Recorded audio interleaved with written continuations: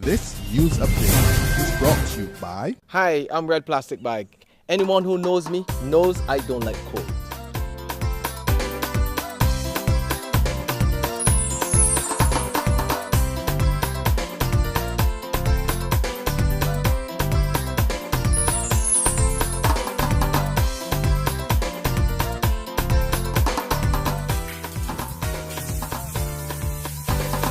Sunshine reigns in my country. I love it. Get your sun power.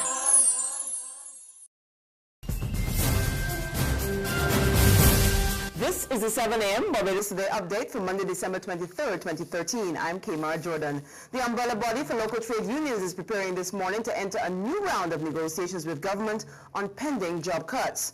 And it says there's still too many unanswered questions. Chief among them is whether government has any legal authority to begin layoffs in a few weeks' time.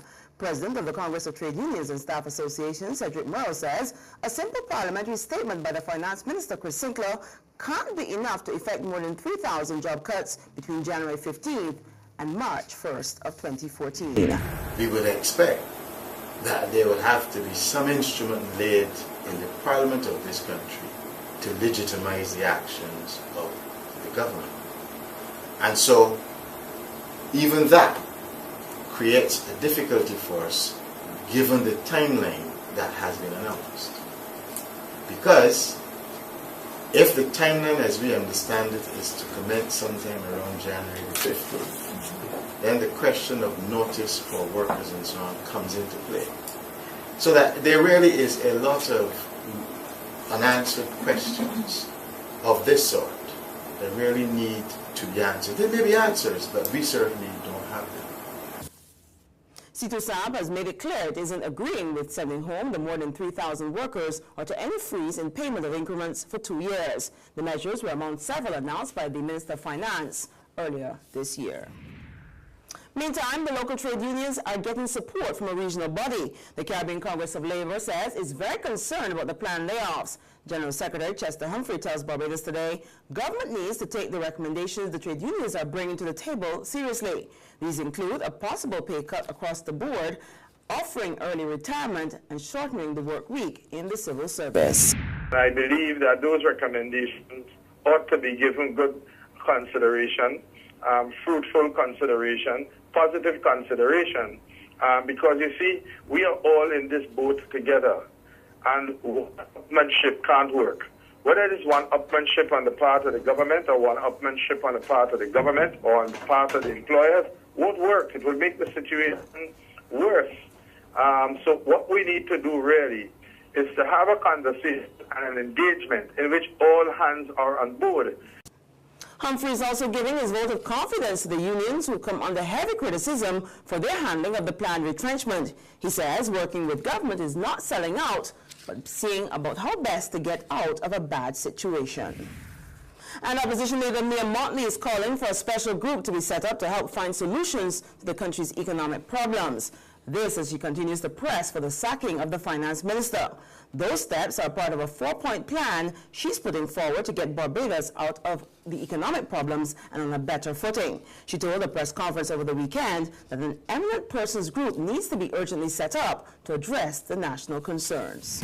This group should be set up no later than the 6th of January next year, which is the Monday, the first working Monday in the new year, because 2014 will be the year of make or break for Barbados. This group should be given no more than 4 weeks to report back to the country. When the OECS faced problems, they set up a similar eminent persons group to look at the expenditure and the restructuring of their governments. Motley says Barbados also needs a more neutral central bank and for Barbadians to be more aware of the extent of the problems the country faces.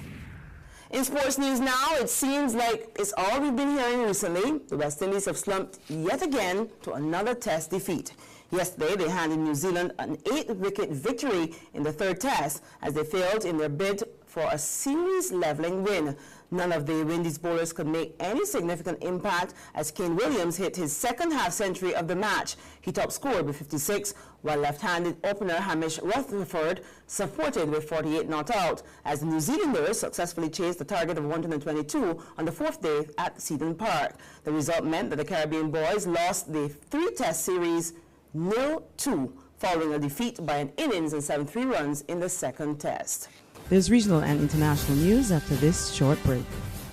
McInerney Quality and Consolidated Finance invite you to trade in your old car for a new one.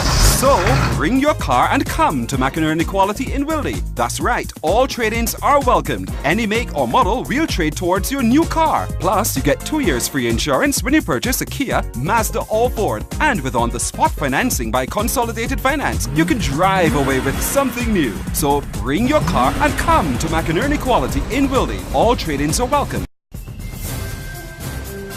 Regional news now. In Trinidad and Tobago, the state-owned oil company Petrodrin is investigating possible sabotage after a fifth oil spill in less than a week. Prime Minister Kamla Prasad-Bissessar says while it won't be appropriate to blame anyone at this stage, there is an indication that something is amiss. Her comments came on the heels of a disclosure by Petrodrin President Khalil Hassani that one of the company's lease operators discovered several valves opened overnight, allowing oil to flow out of the tank. Over in St. Lucia, Prime Minister Dr. Kenny Anthony has other issues. He's welcoming a move by the Virgin Islanders to allow CARICOM nationals to enter the country visa-free. He says the move will ease travel considerably.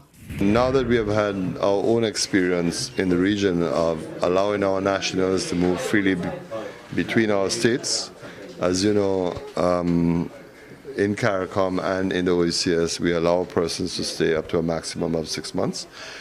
That, of course, is not perfect, as you can witness from the recent events in the region. The difficulties that nationals of Jamaica have had, you know, the Shannick Mary case in Barbados, and then, of course, recently in Trinidad. But it'll be good. I think people in the region do want to move as freely as ever. International news now. At least 7 people were killed after a bizarre mix of weather hit the United States. Mother Nature is clobbering the U.S. with a little bit of everything.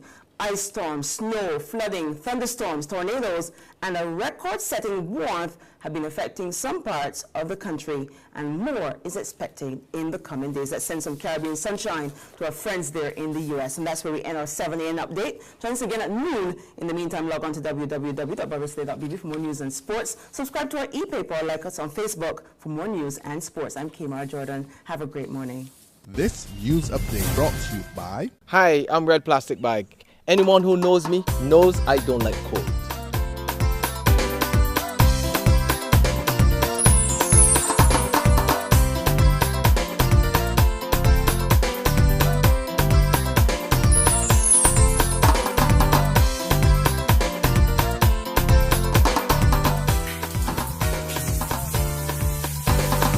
Sunshine reigns in my country. I love it. Catch the sun power.